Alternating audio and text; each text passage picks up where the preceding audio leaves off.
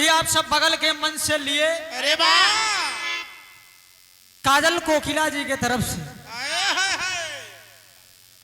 बढ़िया बढ़िया धूम तर्ज भंडारे के उपलक्ष्य में आए हैं। भंडारे के उपलक्ष्य में गीत भी हुआ। अरे वाह, बहुत दिनों बाद मुलाकात भी हुई है कवि जी। क्षेत्र है आपका, खैर कलाकार का कोई क्षेत्र नहीं होता। आप हमारे तरफ गावा, हम आपके तरफ गाई तो लगा रहा था। हम आपके हैं, आप हमारे हैं। हाँ, शेर का कोई इलाका नहीं होता है। और जितनी प्रशंसा मैं करूं काजल कोकिला जी की उतनी ही कम है। अरे वाह, एक लाइन गाइन बताएं कि नदी नारे न जाओ श्याम पैया पड़ू। काजल पलट दीन की मजेदारी में मोर पिया मारा गए। जितना देश के बॉर्डर पे मनई नहीं शहीद होते, सैनिक नहीं शहीद होते, उतना इश्कबाजी में शहीद हो। सही बात है। जितना देश के बॉर्डर पे सैनिक नहीं शहीद होते ना, उतना गांव देश में सारे अय्यासबाजी करे वाले शहीद हो जाते। वाह, कितना जने लाइन में लगा है और उनका नाम कम हो, इनकर ज्यादा हो। दुर्भाग्य है। एक लाइन काजल जी पलटी देखा, एक लाइन हम पलटा थी काजल। क्या हाय हाय हाय हाय हाय हाय कहर गोरिया रे, अरे गोरिया गोरिया गोरिया गोरिया रे, कहर गोरिया रे, अरे गोरिया रे, बिजुलिया कहवा गिरी गोरिया रे।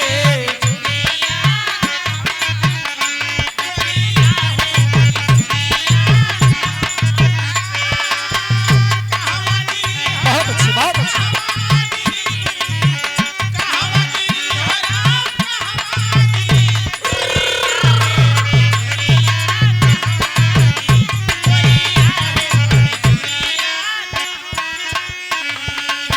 अरे रस छलकती गगरिया, क्या कहना है? रस छलकत गगरिया। अरे रस छलकती गगरिया कहाँ गिरी, अरे दुल्हन हो,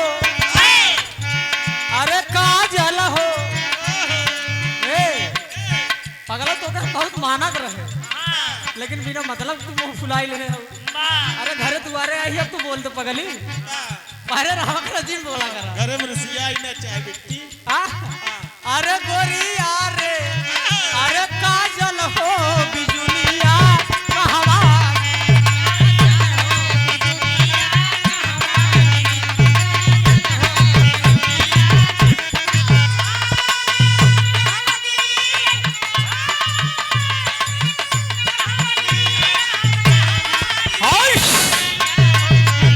हम गए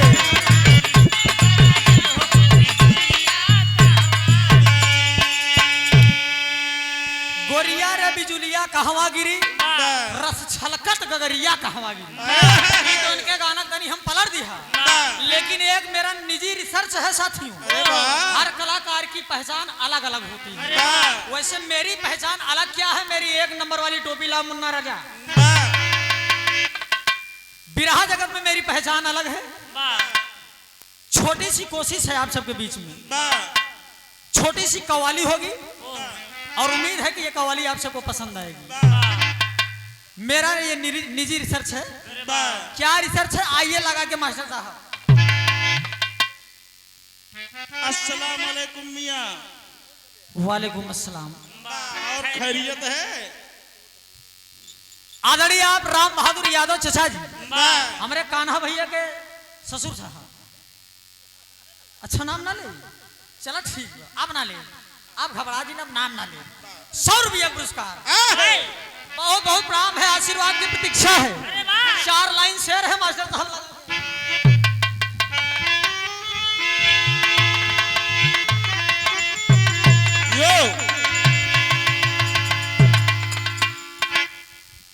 आइए मास्टर साहब। कि निशाने पे दिल है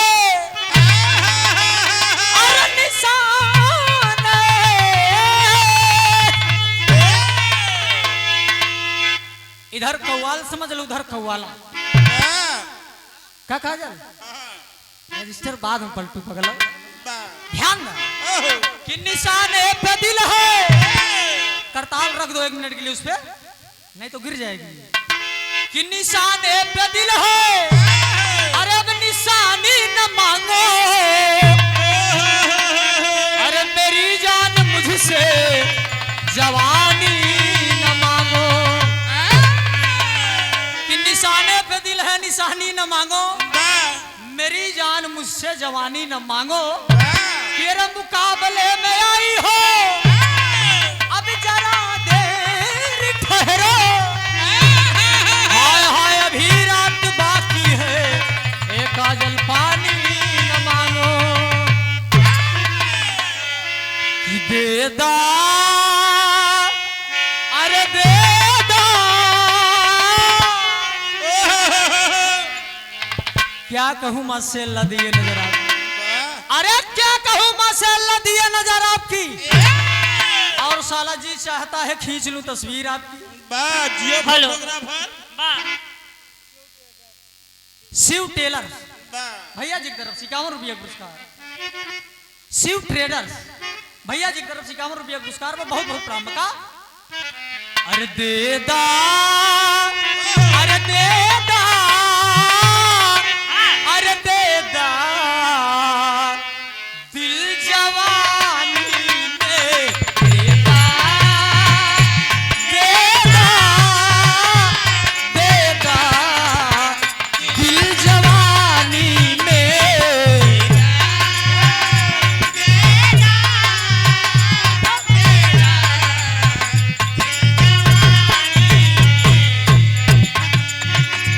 तो से चुमाए तो मांगिला निशानी में,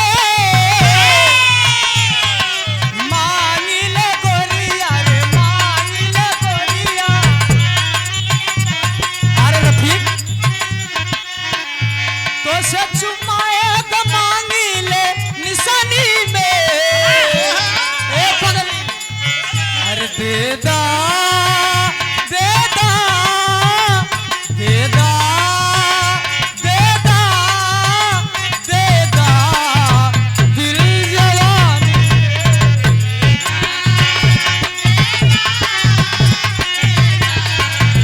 दिल जवानी में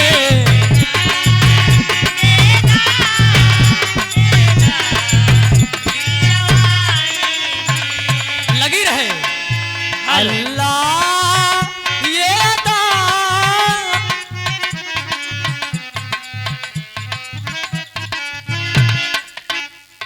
हेलो, हेलो,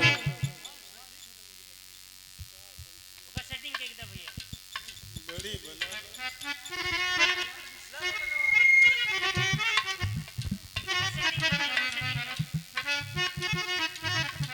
हेलो हेलो,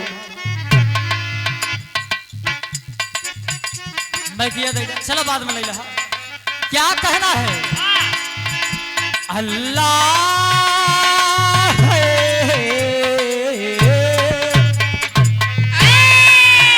कोई कव्वाल अपने कव्वाला को मना रहा है, रूठी हुई कव्वाला को।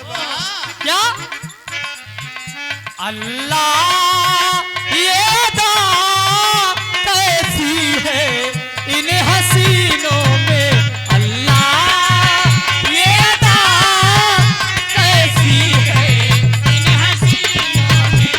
अल्लाह ये दा कैसी है इन हसीनों में। रूठे पल में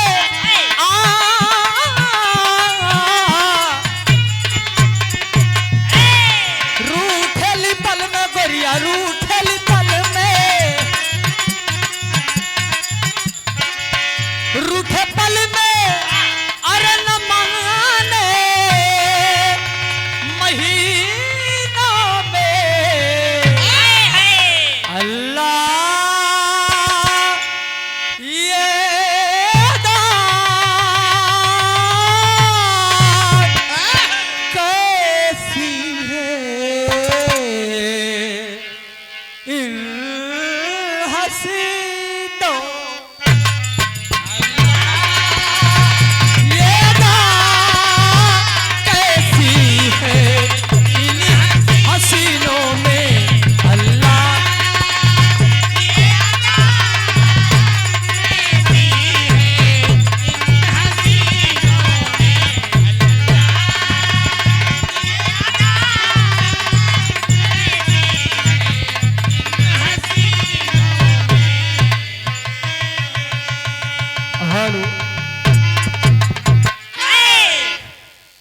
आइए छोटा सा बिरहा तुहार स्टैंड तनी एक ऊपर करवा का हमका दिक्कत हो अब हाइटिए ज्यादा तो का करे एक ऊपर करा ना जाए सब जाए यार जाए चाहे तब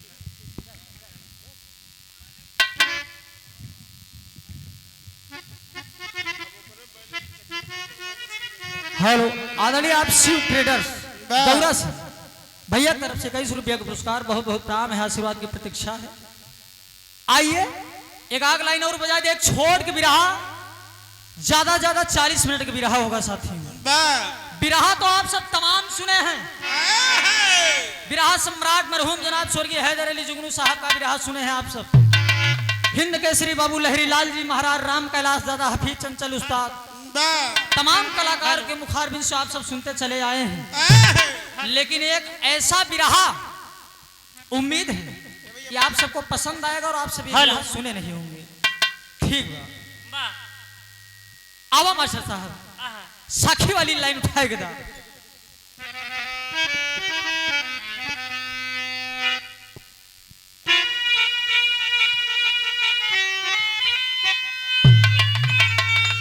हेलो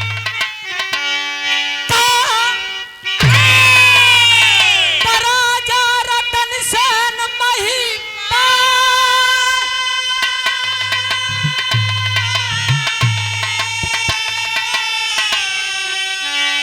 हाय हाय हाय रे इनके कुंवर सेन हैला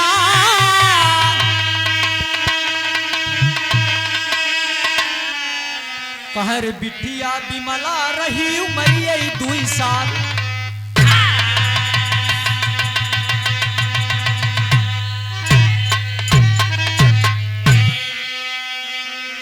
गौर करेंगे बाबूजी राजा रतन सेन का दरबार लगा है। कहानी हमारी ही चालू है। राजा रतन सेन का दरबार लगा है। मालिक की कृपा से किसी भी प्रकार की कोई कमी नहीं है। भगवान ने सब कुछ दिया है बाबूजी। मालिक ने एक बेटा और एक बेटी दिया। बेटवा का नाम कुंवर सेन और बिटिया का नाम बिमला।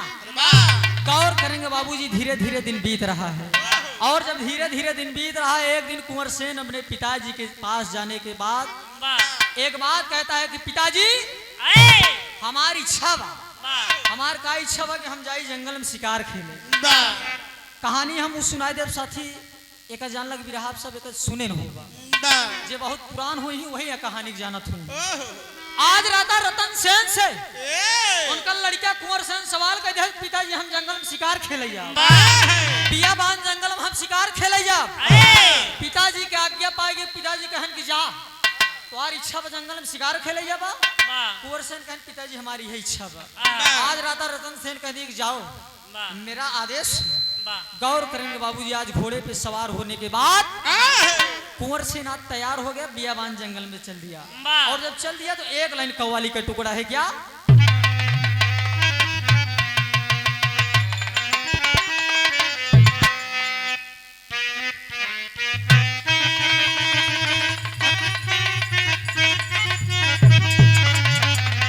यह संकेत बा कि अरे हर एक चीज मेरी हाय हाय हाय रे अब तुम्हारे लिए है कि अरे हर एक चीज मेरी तुम्हारे लिए है। यहाँ मांग लेना वहाँ मांग लेना हर एक चीज मेरी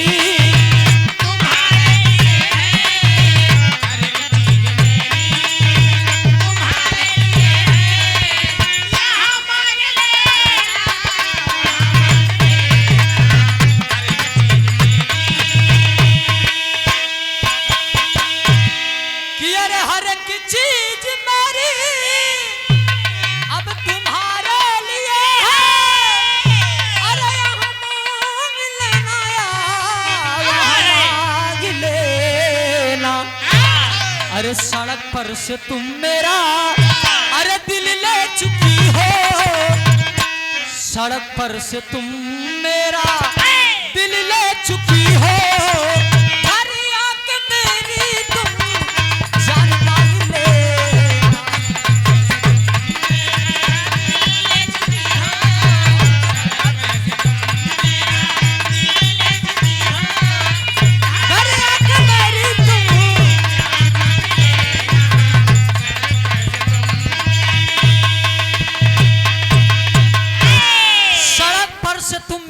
ले चुकी हो, घर आके मेरी तुम जान मांग लेना।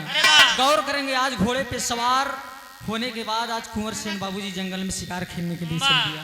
और जब शिकार खेलने के लिए चल दिया तो गीत के भाव में कहना है कि अरे बनवा की ओरी, घोड़े पे एकदम तैयार है, बैठ गया है, तलवार लिए बैठ गया है और पिताजी की आज्ञा भी हो चुकी है।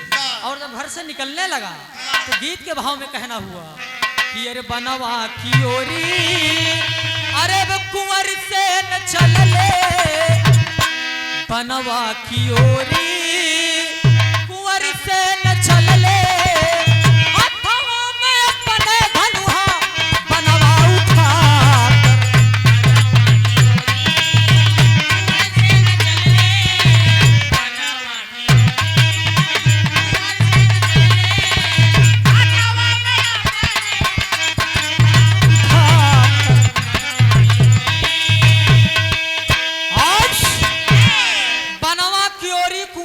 चल ले, हथवा में अपने धनुहा बड़वा उठाकर। हिरन एक दिखाई दिया है, वहां पर निशाना पड़े वो दौड़ कर लगाकर। गौर करेंगे बाबूजी, आज कुंवर सेन धनुष बाण लिए जंगल में शिकार खेलने चल दिया।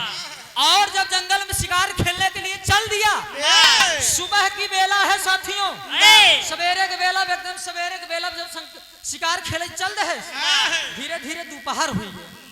दोपहर जब होगी बाबूजी ओकर प्यास लगे लगी, और जब प्यास लगे लगी, गौर करेंगे बाबूजी ओकर प्यास से जान जाए लाग। और जब जान प्यास से जाए लाग, आज पानी भी नोकर जान छटपटाई लाग। दिल चोरी, दिमाग होश में लाओ मुन्ना। आज कुंवर सेन जंगल में जगह जगह पानी है रखबा, भगवान अगर हमका पानी न मिले तो हमारी जिंदगानी चली जाए, अगर पानी ना मिले तो हमारी जान चला जाए। आज गौर करेंगे बाबूजी, तमाम जगह पर पानी हेर रहा है, पानी ढूंढ रहा है, लेकिन पानी कहीं नहीं दिख रहा है। आज खोजते खोजते एकदम बीचों बीच जंगल में पहुंचा है। और जब बीचों बीच जंगल में पहुंचा है, देखता है एक टूटही मड़ही, देखत वे एकदम टूटही मड़ही दिखा, एकदम गड़बड़ मड़ही, बगलिए एक बुढ़िया बैठी बा, देखत बा कि मड़हिया के बगलिए एक बुढ़िया बैठी बा, एकदम बुढ़ाई के अवस्था बा।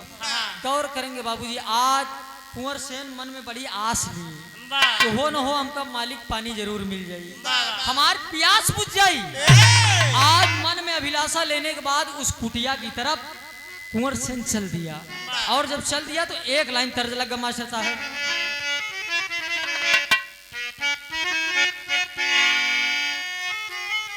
इहे संकेत बा कि कोनो नई नवेली लड़की रही बाबूजी, दुल्हन रही, एक बना दे बोलत नहीं बा। देखा